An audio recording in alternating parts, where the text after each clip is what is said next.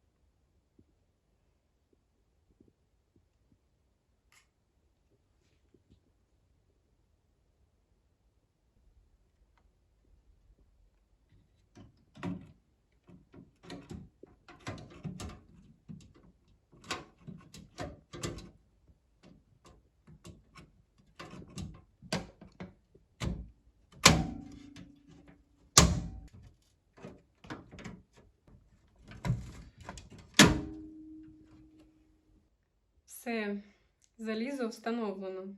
Останній крок – поставити контакти живлення. Я помітила, що в моєму корпусі один з роз'ємів зламаний. Це Power LED. Я думаю, що цей контакт відповідає за підсвічування лампочки на системному блоці. Якщо він не буде триматися, то я не використовуватиму його.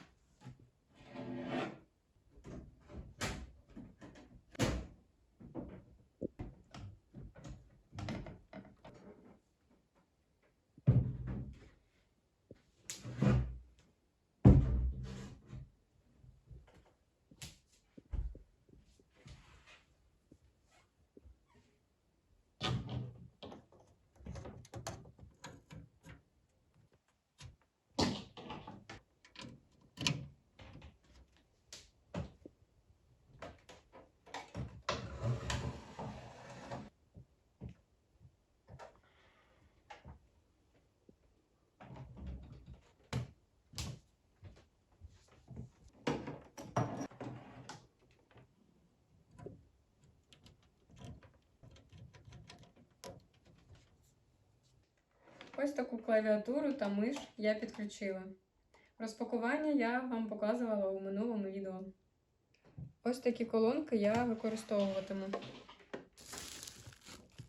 Посилка мені приїхала кілька днів тому, і я вже їх перевірила. Вони працюють, звук дуже добрий.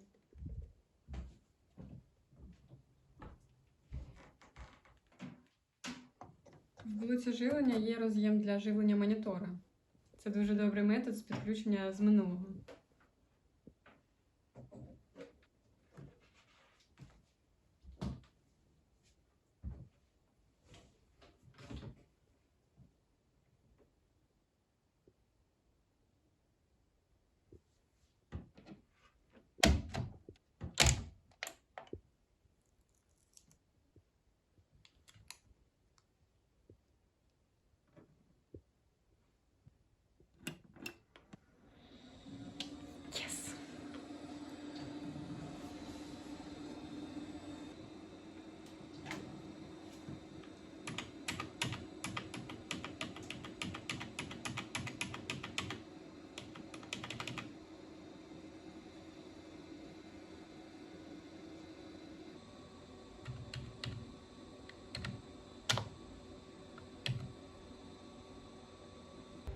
тепер я спробую встановити Windows XP з цього диска.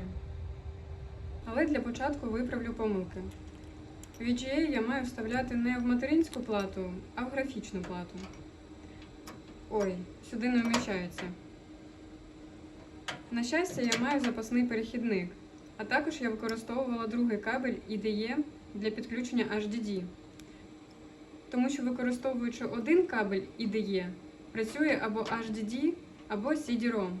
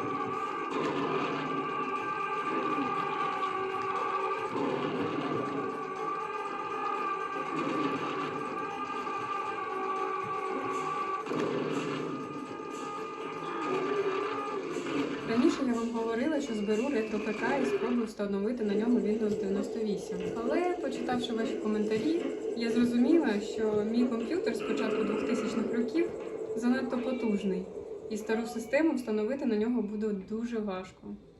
Ой, я погорячила.